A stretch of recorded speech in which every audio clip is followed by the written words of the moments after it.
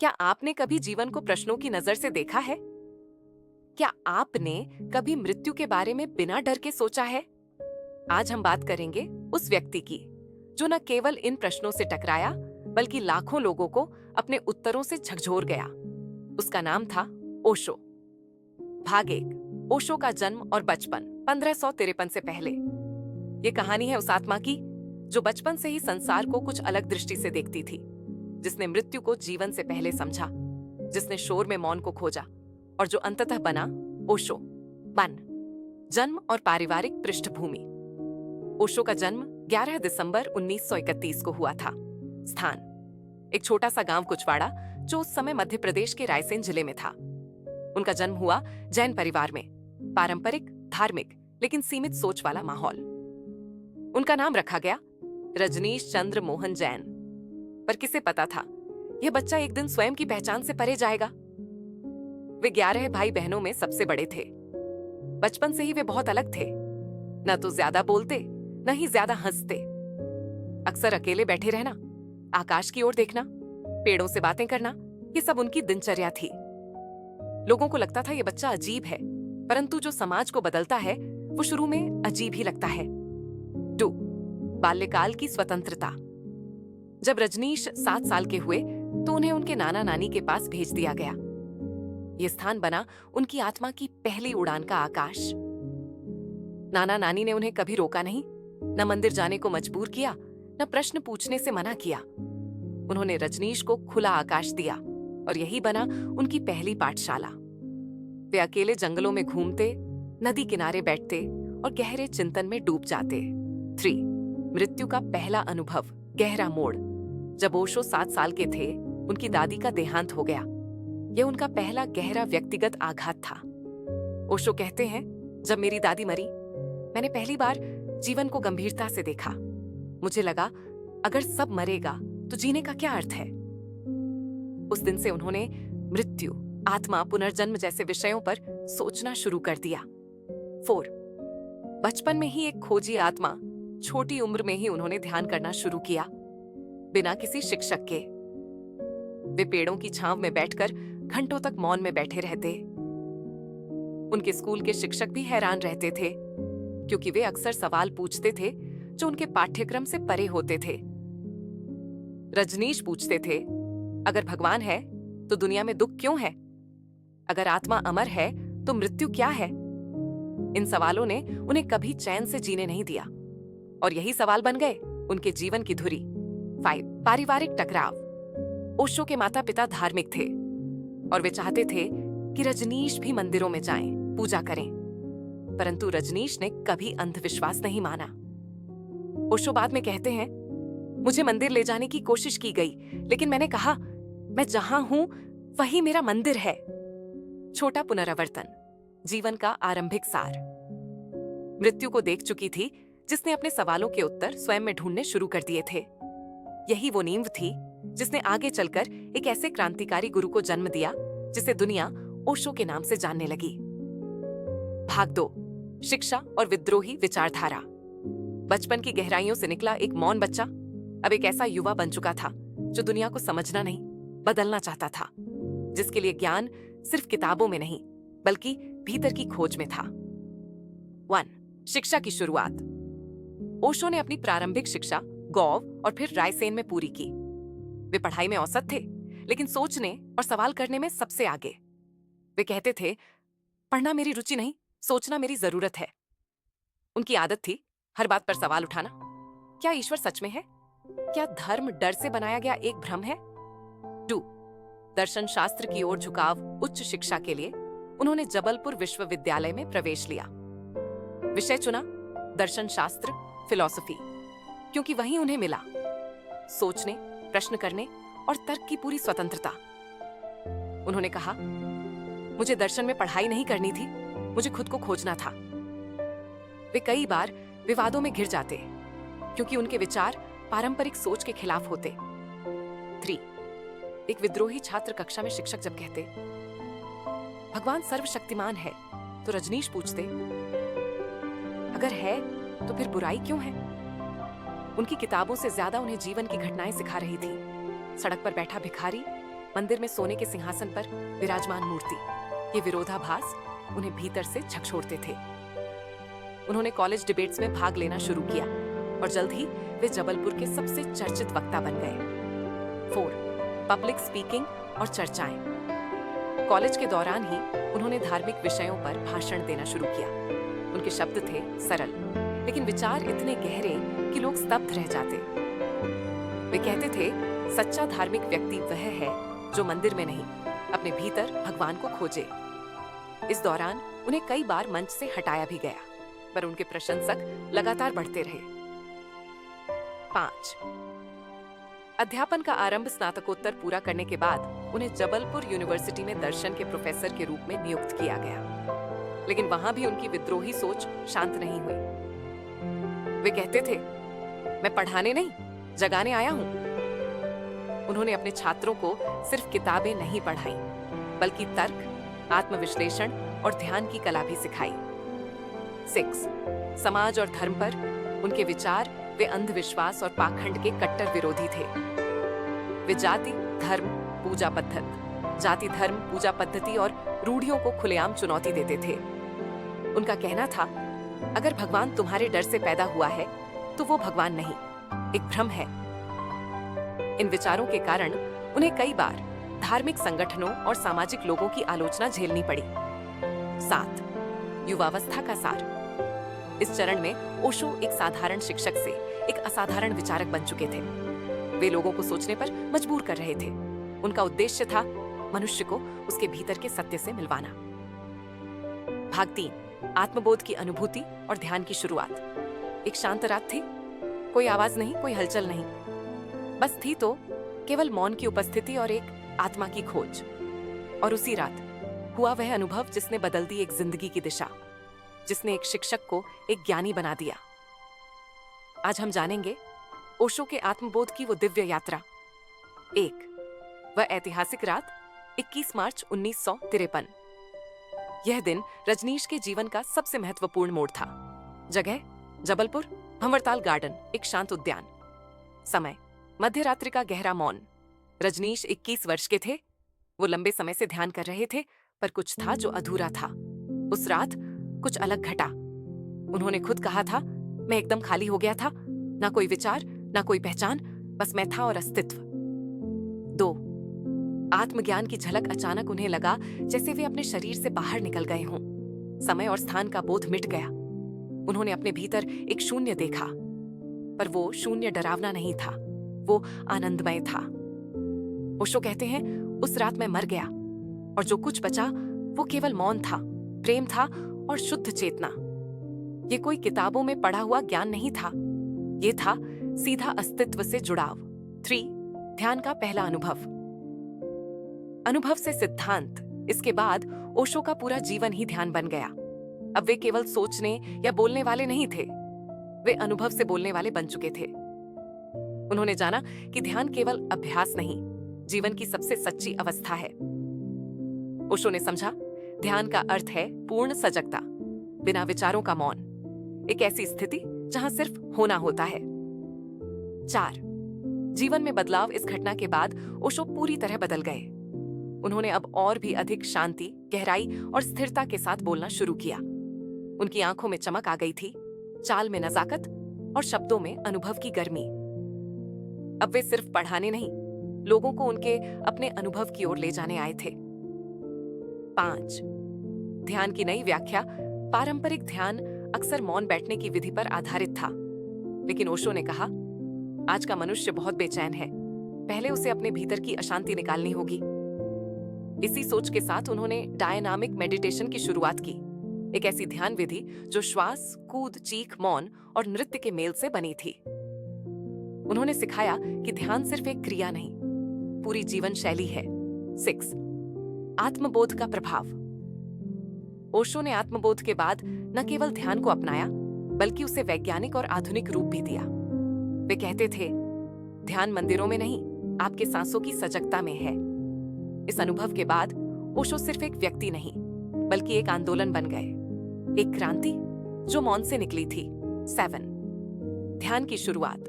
लोगों से जुड़ाव। आत्मबोध के बाद ओशो ने धीरे धीरे ध्यान सत्र लेने शुरू किए। कॉलेज के बाद शाम को वे पेड़ों के नीचे लोगों को मौन बैठने को कहते। कई लोग आए, कुछ रुके, कुछ उलझे, लेकिन जिनका हृदय खुला उन्हें एक नई दिशा मिली। लोगों ने कहा, यह व्यक्ति कुछ अलग है। यह जो बोलता है वो शब्द नहीं, अनुभव है। अंतिम रेखाएं इस भाग की। 21 मार्च 1953 की वह रात केवल एक अनुभव नहीं थी, वह एक दशा थी जिसने ओशो के पूरे जीवन को ध्यान, मौन और सत्य के मार्ग पर समर्पित कर दिया। भाग 4, आध्यात्मिक आंदोलन की शुरुआत और आचार्य रजनीश की पहचान। पृष्ठभूमि में मधुर वायलिन और सत्संग जैसी भावनात्मक धुन। नरेटर मृदु, स्पष्ट और प्रेरणात्मक स्वर में। एक साधक जिसने मौन में आत्मबोध को पाया, अब मौन से बाहर आकर लोगों से कह रहा था, तुम भी वही अनुभव कर सकते हो, तुम भी अपने भीतर वही आकाश देख सकते हो। यहीं से शुरू हुआ ओशो का एक नया रूप, आचार्य रजनीश पान। ध्यान शिविरों की शुरुआत 1958 से 1965। आत्मज्ञान के अनुभव के बाद ओशो ने धीरे धीरे लोगों को ध्यान सिखाना शुरू किया। वे विभिन्न शहरों, गांवों और कस्बों में शिविर आयोजित करने लगे।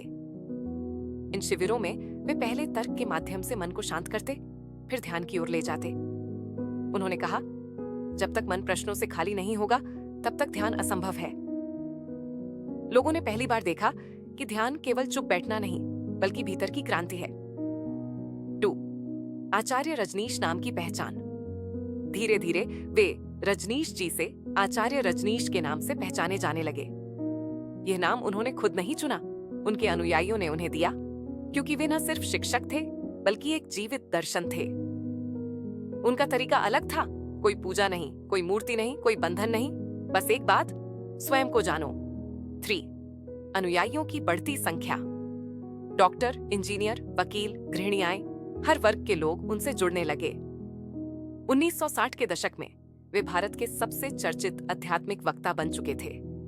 लोग कहते, ये आदमी पंडितों की तरह नहीं बोलता, ये हमारे भीतर कुछ बदल देता है। वे कहते थे, मैं तुम्हें ज्ञान नहीं दूंगा, मैं तुम्हें स्वयं का आईना दिखाऊंगा। 4. ओशो के प्रवचन, शैली की विशेषताएं। ओशो की भाषा सीधी, सरल, लेकिन बहुत गहरी होती थी। वे बुद्ध, महावीर, कृष्ण, ईसा और झरथुस्त्र सभी पर बोलते, लेकिन किसी एक के अनुयायी नहीं थे। उनका मानना था, हर धर्म का सार एक ही है, लेकिन संस्थाएं उस सत्य को जंजीर बना देती हैं। वे धार्मिक पुस्तकों की आलोचना नहीं, उनकी आत्मा को सामने लाते थे। 5. विवाद और विरोध। जैसे जैसे उनकी प्रसिद्धि बढ़ी, वैसे वैसे विरोध भी बढ़ा। पारंपरिक धर्मगुरुओं और संगठनों को लगता था कि रजनीश लोगों को भटका रहे हैं, पर ओशो का उत्तर था सीधा, मैं तुम्हारे विश्वास को नहीं तोड़ रहा, मैं तुम्हें देखने की आंखें दे रहा हूं। कई स्थानों पर उनके शिविर रद्द किए गए, उन पर अश्लीलता और भ्रम फैलाने जैसे आरोप भी लगे। 6. ओशो की शिक्षाओं का सार इस चरण में स्वतंत्रता। प्रत्येक व्यक्ति को सोचने, चुनने और जीने की आजादी है। ध्यान, यही जीवन की कुंजी है। प्रेम, बिना शर्त प्रेम ही आध्यात्मिकता की सच्ची पहचान है। असहमति का सम्मान, हर सवाल का उत्तर जरूरी नहीं, लेकिन सवाल पूछना जरूरी है। ओशो कहते थे, प्रेम में धर्म की जरूरत नहीं और ध्यान में भगवान की। 7. यह चरण क्यों महत्वपूर्ण था? यह वह दौर था जब ओशो ने आत्मा के मार्ग को जन जन तक पहुंचाया। उनकी बातों में क्रांति थी, लेकिन गहराई भी। उनके शब्द तीर थे, लेकिन साथ ही मरहम भी। भाग 5, पुणे आश्रम की स्थापना और ध्यान विधियों की रचना। पृष्ठभूमि में शांत आध्यात्मिक संगीत के साथ ध्यान की घंटियों की हल्की ध्वनि। नारेटर, धीमा, सहज और शांतिपूर्ण स्वर में। जब कोई आत्मा जागती है तो उसकी ऊर्जा सिर्फ खुद में नहीं सिमटती, वह फैलती है लाखों आत्माओं तक। ओशो अब एक साधक नहीं रहे, अब वे एक आंदोलन बन चुके थे, एक मौन क्रांति के अगुवा। और यहीं से शुरू हुआ पुणे आश्रम का जन्म। 1. पुणे की ओर यात्रा 1974। 1970 के दशक की शुरुआत में ओशो के अनुयायियों की संख्या बहुत तेजी से बढ़ रही थी। जगह जगह शिविरों और प्रवचनों से अब एक स्थायी स्थान की आवश्यकता थी, एक ऐसा केंद्र जहां लोग ध्यान कर सकें, सीख सकें और खुद को खोज सकें। 1974 में पुणे के कोरेगांव पार्क में एक सुंदर परिसर में ओशो ने अपने ध्यान आश्रम की स्थापना की। यह स्थान जल्द ही बन गया ओशो इंटरनेशनल मेडिटेशन रिजॉर्ट। 2. ध्यान को नया रूप। डायनामिक मेडिटेशन पारंपरिक ध्यान में चुपचाप बैठना शामिल था, लेकिन ओशो ने महसूस किया कि आधुनिक मन बहुत अशांत है। उन्होंने कहा, एक बेचैन मन को पहले हिला देना चाहिए, तभी वह मौन में प्रवेश कर सकता है। यहीं से जन्म हुआ डायनामिक मेडिटेशन। डायनामिक मेडिटेशन जिसमें 5 चरण होते हैं। 1. तीव्र श्वास। 2. भावनात्मक उन्मुक्तता, चीखना, हंसना, रोना। 3. कूदना और हूं ध्वनि। 4. पूर्ण मौन। 5. उत्सव नृत्य। ओशो के अनुसार यह ध्यान मन और शरीर को साफ कर भीतर की ऊर्जा को मुक्त करता है। 3. अन्य ध्यान विधियां। ओशो ने केवल डायनामिक ही नहीं बल्कि दर्जनों ध्यान विधियां विकसित की, जैसे कुंडलिनी मेडिटेशन, नाद ब्रह्म मेडिटेशन, चित्त शुद्धि ध्यान, गिबरिश मेडिटेशन, गौरव भाव ध्यान। हर व्यक्ति अलग होता है, इसीलिए ध्यान की विधियां भी विविध होनी चाहिए। ओशो का ध्यान विज्ञान पर आधारित था, भावनाओं, ऊर्जा और चेतना की कार्यप्रणाली पर। 4. अंतरराष्ट्रीय आकर्षण। पुणे आश्रम भारत का नहीं बल्कि धीरे धीरे पूरे विश्व का ध्यान केंद्र बन गया। अमेरिका, यूरोप, जापान, ऑस्ट्रेलिया से लोग आने लगे। यहाँ आने वालों में अभिनेता, वैज्ञानिक, डॉक्टर, अध्यापक और साधारण लोग सब शामिल थे। ओशो ने भाषा, जाति, धर्म की सीमाओं को तोड़कर एक ऐसा स्थल बनाया जहां बस आत्मा को देखा जाता था। 5. ओशो की प्रवचन परंपरा। हर दिन ओशो प्रवचन देते थे, प्राचीन ग्रंथों से लेकर समकालीन विज्ञान तक सब विषयों पर। उन्होंने बुद्ध, महावीर, पतंजलि, कबीर, मीरा, ताओ, जैन, उपनिषद, ईसा और गीता पर बोलते हुए सबके केंद्र में स्वयं की खोज को रखा। वे कहते थे, मैं किसी धर्म का प्रचारक नहीं, मैं उस मौन का संदेश वाहक हूं जिसे कोई शब्द नहीं बांध सकता। 6. विरोध और सामाजिक प्रतिक्रिया। ओशो के खुले विचार, ध्यान में शरीर की भागीदारी और पारंपरिक धर्मों की आलोचना ने उन्हें विवादों में डाल दिया। समाज के कुछ वर्गों ने उन्हें अश्लील, खतरनाक और विद्रोही कहा, लेकिन ओशो ने कभी प्रतिक्रिया नहीं दी। वे मुस्कुराते रहे और कहते रहे, जिसे सत्य समझ नहीं आता वह विरोध करता है। 7. आश्रम में जीवन का अनुभव। आश्रम में हर दिन एक ध्यानमय उत्सव की तरह था। सुबह ध्यान, दिन भर कार्य, शाम प्रवचन, रात मौन। ओशो ने कहा, काम, प्रेम, ध्यान और मौन सब जीवन के हिस्से हैं, इन्हें अलग नहीं किया जा सकता। उनके लिए ध्यान एक कोने में बैठकर आंखें बंद करना नहीं था, बल्कि हर कार्य में पूर्ण सजगता लाना था। अंतिम सारांश। ओशो ने पुणे आश्रम को एक प्रयोगशाला बना दिया, आत्मा की खोज की, जहां धर्म का कोई नाम नहीं था, केवल अनुभव की भाषा बोली जाती थी। उनका ध्यान विज्ञान केवल साधना नहीं था, बल्कि आधुनिक मानव के लिए जीवन की आवश्यकता बन गया। भाग 6। अमेरिका प्रवास, रजनीशपुरम और विवादों की आंधी। पृष्ठभूमि में रहस्य और गंभीरता से भरा संगीत।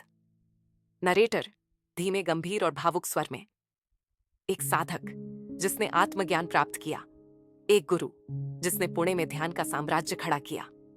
अब निकल पड़ा था पश्चिम की ओर, एक नए मिशन पर क्या यह मिशन ध्यान का विस्तार था या एक नई टकराव की शुरुआत? एक ओशो का अमेरिका आगमन। 1981 में ओशो ने स्वास्थ्य कारणों से भारत छोड़कर अमेरिका जाने का निर्णय लिया। अमेरिका के ओरेगन राज्य में उनके अनुयायियों ने 64,000 एकड़ जमीन खरीदी और वहीं स्थापित हुआ एक नया शहर, रजनीशपुरम। यह सिर्फ एक आश्रम नहीं था, यह एक पूर्ण शहर था। सड़कें, घर, खेत, स्कूल, हेलीकॉप्टर, पुलिस, एक पूरा समुदाय जो ध्यान और ओशो की शिक्षाओं पर आधारित था। 2. रजनीशपुरम की रचना और जीवन शैली। रजनीशपुरम में हजारों अनुयायी रहते थे, अमेरिका और दुनिया भर से आए लोग। हर दिन ध्यान, सेवा, प्रवचन और उत्सव का हिस्सा था। वहां का रंग था लाल या भगवा वस्त्र, ओशो भक्तों की पहचान। ओशो का उद्देश्य था एक ऐसा समाज बनाना जो प्यार, स्वतंत्रता और ध्यान पर आधारित हो, जहां कोई जाति, धर्म, राष्ट्र या सत्ता का भेद न हो। 3. विवादों की शुरुआत। लेकिन रजनीशपुरम की सफलता ने अमेरिका की राजनीति और मीडिया को सतर्क कर दिया। स्थानीय निवासी, मीडिया और अमेरिकी सरकार को यह अलग संस्कृति खलने लगी। आरोप लगे, हथियारों का झकीरा, स्थानीय चुनावों में हस्तक्षेप, अमेरिकी संस्कृति के खिलाफ षड्यंत्र। शुरुआत में बात केवल शक की थी, पर फिर यह एक खुली लड़ाई बन गई। ओशो बनाम अमेरिका। 4 सलीला, मां अनंतशीला और झारखंड 1934। ओशो की प्रमुख सचिव मां आनंदशीला ने पूरा प्रशासनिक नियंत्रण संभाला था। शीला ने खुद को ओशो के सबसे निकट माना, परंतु सत्ता ने उसे भ्रष्ट कर दिया। 1984 में अमेरिका के इतिहास का सबसे बड़ा बायोटेरर अटैक हुआ। सलाद बार में साल्मोनेला बैक्टीरिया मिलाकर 751 लोगों को बीमार किया गया। ये सब हुआ रजनीशपुरम के स्थानीय चुनावों में जीत पाने के लिए। जांच में शीला और उसके साथियों को दोषी ठहराया गया। ओशो ने खुद इन सभी गतिविधियों की निंदा की और शीला को दोषी बताया। 5 ओशो की गिरफ्तारी और निर्वासन। 1985 सितंबर 1985 ओशो को आप्रवासन कानून उल्लंघन के आरोप में गिरफ्तार किया गया। उन्हें 12 दिन तक जेल में रखा गया, बिना आरोप तय किए। उनके शरीर में धीमा झर, थैलियम देने का भी शक जताया गया। उन्होंने कहा, मुझे मारने की कोशिश की गई, पर मौन मेरी ढाल था। बाद में उन्हें अमेरिका छोड़ने का आदेश दिया गया। दुनिया के 21 देशों ने उन्हें शरण देने से मना कर दिया। एक गुरु जो किसी देश से नहीं, परंतु पूरी पृथ्वी से निष्कासित कर दिया गया। 6 ओशो की प्रतिक्रिया। ओशो शांत रहे। उन्होंने कहा, मैं किसी देश का नागरिक नहीं हूं, मैं इस ब्रह्मांड का हूं। उन्होंने कभी किसी पर आरोप नहीं लगाया, ना गुस्सा किया, बस लौट आए भारत और फिर से मौन की राह पकड़ ली। 7 रजनीशपुरम का अंत। शीला को सजा हुई। रजनीशपुरम धीरे धीरे खाली हो गया। आज वह स्थान वीरान खेतों में बदल चुका है, परंतु उस वीराने में भी ओशो की गूंज आज भी बहती है। अंतिम सारांश। रजनीशपुरम एक प्रयोग था जिसे सत्ता, डर और गलतियों ने तोड़ दिया, परंतु ओशो का उद्देश्य, ध्यान, प्रेम और जागृति कभी मिटा नहीं। उनका संदेश अमर रहा, भले ही अमेरिका ने उन्हें भुला दिया हो। भाग 7 भारत वापसी। ओशो नाम और अंतिम वर्षों का मौन। पृष्ठभूमि में शांत, ध्यानपूर्ण बांसुरी की मधुर ध्वनि। नरेटर धीमी, कोमल और भावुक आवाज में। जिसे दुनिया ने ठुकराया, जिसे देशों ने शरण देने से मना कर दिया, जो मौन में झर पीता रहा, वह अब लौट आया था अपने देश। पर वह अब वही रजनीश नहीं था, वह अब बन चुका था ओशो। 1 भारत वापसी। 1986। अमेरिका से निर्वासित होने के बाद ओशो ने कई देशों की यात्रा की, नेपाल, उरुग्वे, ग्रीस, पुर्तगाल, लेकिन हर जगह उन्हें ठहरने नहीं दिया गया। आखिरकार वह 1986 में भारत लौट आए, अपने ही देश में, लेकिन अब और भी शांत और भी गंभीर। पुणे में फिर से वही पुराना आश्रम अब दोबारा सजने लगा। 2 ओशो नाम की उत्पत्ति। 1980। अब तक उन्हें लोग भगवान श्री रजनीश कहते थे, लेकिन 1989 में उन्होंने खुद कहा, अब से मुझे ओशो कहा जाए। ओशो शब्द का मूल लैटिन शब्द ओशियानिक है, जिसका अर्थ है सागर से मिल जाना, अस्तित्व में विलीन हो जाना। ओशो ने कहा, भगवान शब्द अब मेरे लिए छोटा पड़ता है, मैं अब किसी नाम में सीमित नहीं रहना चाहता। 3 मौन की ओर वापसी। ओशो अब ज्यादा नहीं बोलते थे, कई दिनों तक मौन रहते। उनका शरीर कमजोर हो चुका था, शायद जेल में दिए गए जहर का असर था। अब वे शब्दों से ज्यादा ऊर्जा से बोलते थे। उनकी आंखों में मौन था, उनकी उपस्थिति में ध्यान था। 4 ध्यान विज्ञान का विस्तार। ओशो ने अंतिम वर्षों में ध्यान को और भी सहज, वैज्ञानिक और सार्वभौमिक बनाया। उन्होंने कहा, ध्यान ही धर्म है, ध्यान ही भविष्य है, बाकी सब बीता हुआ है। ओशो की पुस्तकें, प्रवचन और ध्यान विधियां दुनिया भर में फैल रही थीं, बिना प्रचार के, केवल अनुभव के बल पर। 5 ओशो के विचारों में परिपक्वता। उन्होंने धर्म को संस्थाओं से मुक्त किया, जीवन को स्वीकार करने की कला सिखाई। प्रेम में पवित्रता, शरीर में सहजता, मृत्यु में सौंदर्य, मौन में ईश्वर। ध्यान कोई तकनीक नहीं, यह आपकी उपस्थिति की अवस्था है, चाहे अंतिम समय। 1990। ओशो का स्वास्थ्य दिन प्रतिदिन गिर रहा था। वे अब सिर्फ सुबह शाम ध्यान सत्रों में आते और मुस्कुराकर मौन बैठते। 19 जनवरी 1990 रात का समय। ओशो ने अपने निकटतम शिष्यों से कहा, अब मैं जा रहा हूं, लेकिन मेरी उपस्थिति बनी रहेगी। और उसी रात ओशो इस संसार से चले गए। मौन में, ध्यान में 7 ओशो की समाधि पर लिखा गया, never born, never died, only visited this planet earth between 11 days. 1931 से 19 जनवरी 1990 न जन्म लिया न मृत्यु हुई, केवल पृथ्वी पर एक यात्रा की। यह पंक्ति ओशो के जीवन का सार है। वे आए जैसे हवा आती है, अनदेखी, अदृश्य, पर मन को छू जाती है। अंतिम सारांश, ओशो का जीवन एक आंदोलन था, ध्यान का, प्रेम का, स्वतंत्रता का। उन्होंने ना कोई धर्म बनाया, ना कोई संस्था, पर उन्होंने लाखों लोगों को स्वयं से मिलने की राह दिखाई। वे आज भी जिंदा हैं, हर उस इंसान की शांति में जो बैठकर अपनी सांस को देखता है। भाग 8, ओशो की विरासत और आज की दुनिया में उनका प्रभाव। पृष्ठभूमि में आध्यात्मिक लेकिन आशावादी संगीत। नरेटर गंभीर, आत्मीय और प्रेरणात्मक आवाज में। एक शरीर चला गया, एक आवाज अब मौन हो गई, पर एक चेतना थी जो कभी जन्मी ही नहीं थी। तो फिर मर कैसे जाती? ओशो आज भी जीवित है। उनकी विचारों की विरासत, उनकी ध्यान की ऊर्जा और उनका आंतरिक विद्रोह अब भी दुनिया में गूंज रहा है। 1 ओशो की पुस्तकों का वैश्विक प्रभाव। ओशो के प्रवचनों को 650 से अधिक पुस्तकों में संकलित किया गया है।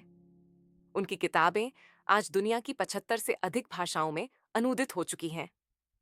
कुछ सबसे प्रसिद्ध पुस्तकें: the book of secrets, love, freedom, aloneness, courage, the joy of living, dangerously meditation, the first and last freedom, from sex to superconsciousness, संवेदन से समाधि तक। ओशो को पढ़ना किसी पुस्तक को पढ़ना नहीं है, बल्कि एक जीवित ऊर्जा से जुड़ना है। 2 ध्यान आंदोलन का फैलाव। ओशो की ध्यान विधियां अब विश्व भर के ध्यान केंद्रों में सिखाई जाती है। Osho international meditation resort, Pune, आज भी एक सक्रिय और जीवंत स्थान है जहां दुनिया भर से साधक आते हैं। हर सुबह वहां ध्यान होता है और हर शाम ओशो की मौन उपस्थिति महसूस होती है। यूरोप, अमेरिका, रूस, ब्राजील, जापान, नेपाल, ऑस्ट्रेलिया, हर देश में ओशो ध्यान केंद्र मौजूद हैं। 3 युवाओं के बीच लोकप्रियता आज का युवा धर्म से नहीं जुड़ता। वह स्वतंत्रता, तर्क और स्व अनुभव चाहता है, और ओशो वही भाषा बोलते हैं जिसमें न कोई डर है न पाप का बोझ। युवाओं के लिए ओशो एक बंधन तोड़ने वाला गुरु है जो कहते हैं, तुम जैसे हो वैसे ही सुंदर हो। 4 डिजिटल युग में ओशो यूट्यूब पर उनके लाखों व्यूज हैं। स्पॉटिफाई, एप्पल पॉडकास्ट, ऑडिबल पर उनके ऑडियो उपलब्ध हैं। सोशल मीडिया पर लाखों लोग उनकी पंक्तियों को शेयर करते हैं। 21वीं सदी में जहां ध्यान, एप्स और आत्म सहायता बुक्स की भरमार है, वहां ओशो की मौन ऊर्जा अब भी सबसे सशक्त और प्रामाणिक है। 5 ओशो की छवि पर विरोधाभास।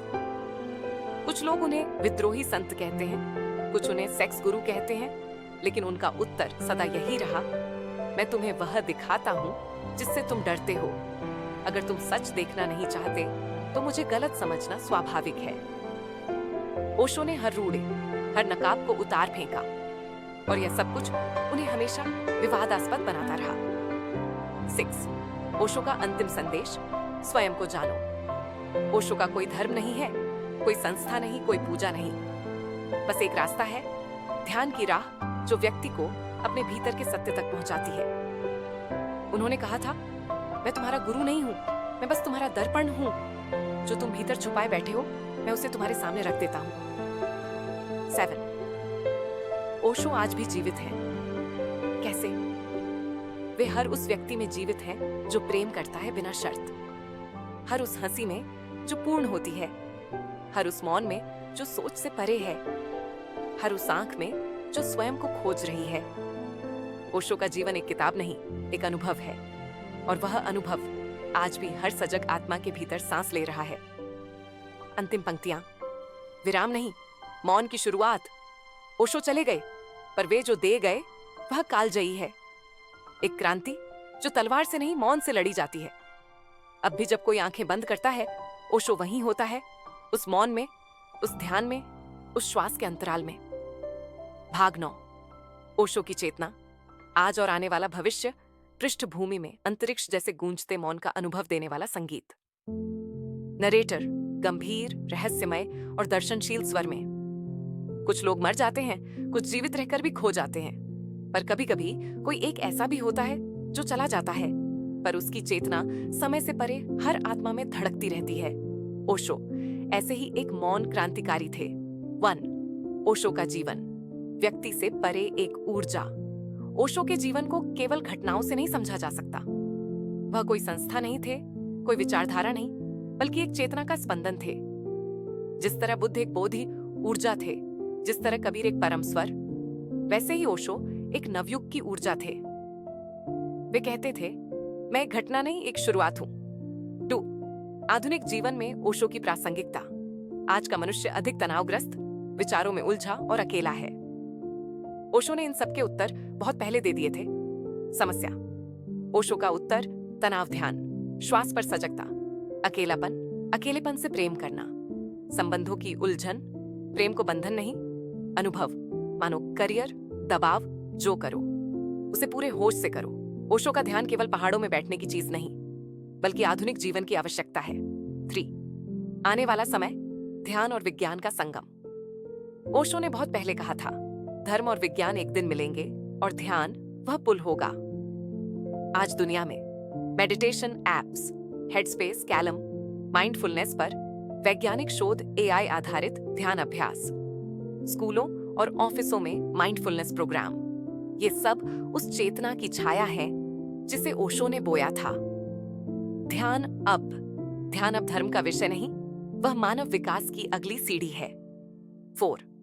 आलोचनाएं और उनकी पारदर्शिता। ओशो पर सवाल उठे। उनका पहनावा, रोल्स रॉयस कारें, विवादित शब्द, अनुयायियों के कर्म पर वे हमेशा कहते रहे, मैं तुम्हारे अनुसार नहीं जीऊंगा, तुम्हें परेशान करने के लिए ही मैं हूं। अगर तुम जागना चाहते हो तो मैं तुम्हारे सपनों में आग लगाऊंगा। ओशो ने कभी अपने जीवन को छिपाया नहीं। वे जो थे वही सामने रख दिया, बिना दिखावे, बिना माफी के। 5। भविष्य की चेतना। ओशो से प्रेरित समाज। ओशो ने एक नए मानव, न्यू मैन की कल्पना की थी, जो विज्ञान को अपनाए, धर्म को भीतर अनुभव करे, प्रेम में स्वतंत्र हो, विचारों में मौन हो। वे कहते थे, मैं केवल वर्तमान नहीं, मैं भविष्य की तैयारी कर रहा हूं। आज के बच्चे, युवा, आध्यात्मिक साधक, टेक्नोलॉजी प्रेमी, सभी धीरे धीरे ओशो के स्पंदन से जुड़ रहे हैं। छठा अंत नहीं, नया प्रारंभ। ओशो चले गए, पर वे कहीं नहीं गए। जैसे हवा को तुम नहीं पकड़ सकते, पर वो हर सांस में होती है, वैसे ही ओशो हर सजग हृदय की धड़कन में है। जब तुम आंखें बंद करके अपनी सांस सुनते हो, ओशो वहीं है, तुम्हारे मौन के मध्य। अंतिम पंक्तियां, ओशो की वाणी में समापन। तुम मुझे भूल जाओ, पर ध्यान को मत भूलना। मैं जाऊंगा, पर ध्यान के माध्यम से मैं हर आत्मा में पुनर्जन्म लूंगा। ओशो, संगीत फेड आउट, धीरे मौन में विलीन। ये भाग समर्पित है हर उस साधक को जो स्वयं को खोजना चाहता है, हर उस युवा को जो भीड़ से अलग चलना चाहता है, हर उस आत्मा को जो शब्दों से नहीं, मौन से संवाद करना चाहती है। ओशो कोई नाम नहीं था, वह एक अनुभव था, जो किताबों में नहीं मिलता, जो शब्दों में नहीं समाता। अगर तुम्हें ओशो को समझना है तो बस एक बार पूरे होश से, पूरे प्रेम से अपनी सांस को देखो। ओशो वहीं है, तुम्हारे भीतर, तुम्हारे मौन में। अगर ओशो की यह कहानी आपके हृदय को छू गई हो तो इस मौन यात्रा को औरों तक पहुंचाइए। वीडियो को लाइक करें, अपने दोस्तों के साथ शेयर करें, और ऐसी ही आत्मिक कहानियों के लिए चैनल को सब्सक्राइब करना ना भूलें। बेल आइकन दबाएं ताकि जब भी अगली ध्यान यात्रा शुरू हो, आप सबसे पहले जुड़ सकें।